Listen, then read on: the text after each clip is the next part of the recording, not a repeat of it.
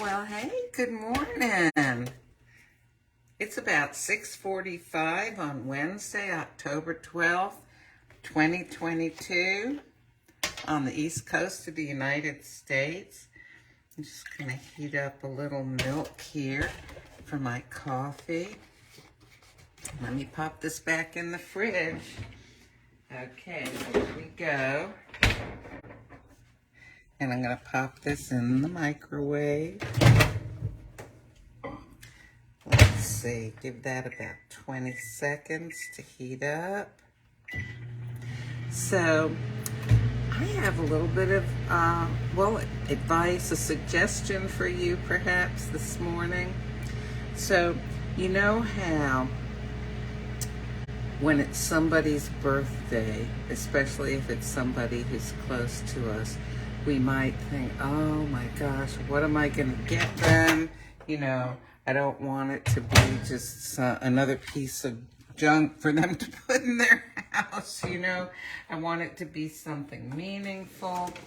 And recently I had my 71st birthday, and somebody gave me exactly the type of gift that I'm going to talk to you about. But first, let me get, let's see, okay, some Costa Rica.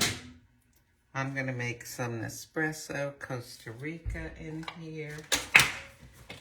Okay, let me get this going. And I'm pretty sure that's not going to overflow, so I am going to live dangerously here, and I'm not going to watch it. I'm going to talk to you.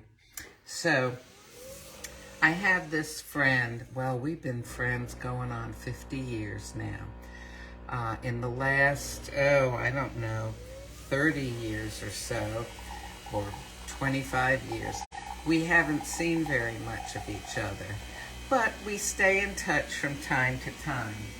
So she sent me this lovely card, and you know, sometimes you find a card that says exactly what you want to say, and it was so meaningful to me.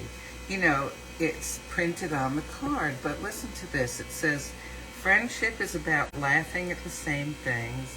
It's about really being understood and never running out of things to talk about. It's about being accepted unconditionally and picking up right where you left off. Friendship is about us. Happy birthday, my friend. And then she wrote me a little note. And she sent me a gift. Now, I hate to give gifts that I feel like are just going to be something that is, like I said, another dust collector in somebody's house, or something they feel like, oh, you know, I feel obligated to, you know, hang this up or put it somewhere or whatever, but I don't really like it. I don't like to do that. But she has been, we've been in touch a lot over Facebook, and she knows that my favorite bird is the Carolina wren, and one of her daughters has been getting back into doing artwork, so she commissioned her daughter to do this lovely, is it pen and ink? I think it's pen and ink of a Carolina wren. It's so beautiful. It's so detailed. Oh my goodness. I don't know if you can see, but, oh, and interestingly, her daughter is married to a descendant of Wyatt Earp, you know, the sheriff from the Old West. Anyway, but she had her do my favorite bird and sent that to me. And, you know, it's so special. It was done by her daughter, but I just love that bird, and I love looking at it. What a lovely gift. What I wanted to, the advice or suggestion I wanted to give you, let me get a spoon here, is if you don't know what somebody else would like, you know, like maybe there's a certain item or food or activity they like and you don't know what to do, write them a little note and tell them what you think about them. Bring up maybe an old memory, that y'all both, was meaningful to both of you, or something about qualities you see in them, maybe qualities that only you would know about or very few people know about that you appreciate in them. When it comes right down to it, it's relationships that mean much more to people than things.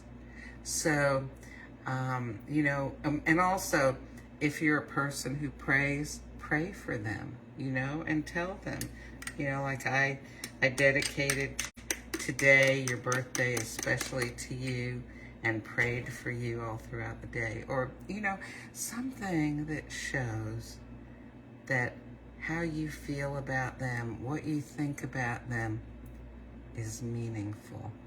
That's going to be a really appreciated gift. Now, let's see, there was one other thing I was going to mention. So, I've been substitute teaching, and it turns out the teacher that I've been subbing for is not going to be able to return to school. So, very unfortunately, they asked if I would stay and long-term sub till they found a replacement teacher. And I thought about it, talked to some people whose opinions I value, one of them being my daughter, prayed about it, and I told them no. And one of the things that I was saying to one of the other teachers whose opinion I value, I said, you know what? If I step down, then the person who needs to be doing it will step up. But they can't step up unless I create a vacancy for them. Sometimes we feel like whatever we're doing, I'm not sure I want to keep doing this, but I need to. They don't have anyone else. Sometimes the person who needs to be doing it can't step up until you step down and create that space for them to go into. So, that might help free you up from feeling some possibly false responsibility for keeping on doing something that you don't really want to be doing, or you don't feel you should be doing, but you feel like sort of obligated because you're needed. But you know what? Really think hard about that and think about the whole idea of if there's someone else who would be the right one to do it, they may not be able to until you create that opportunity by stepping down. Okay, now the important part of coffee, not in the looks, it's not even in the odor, although that is nice if it has a nice aroma. It's in the taste. Okay.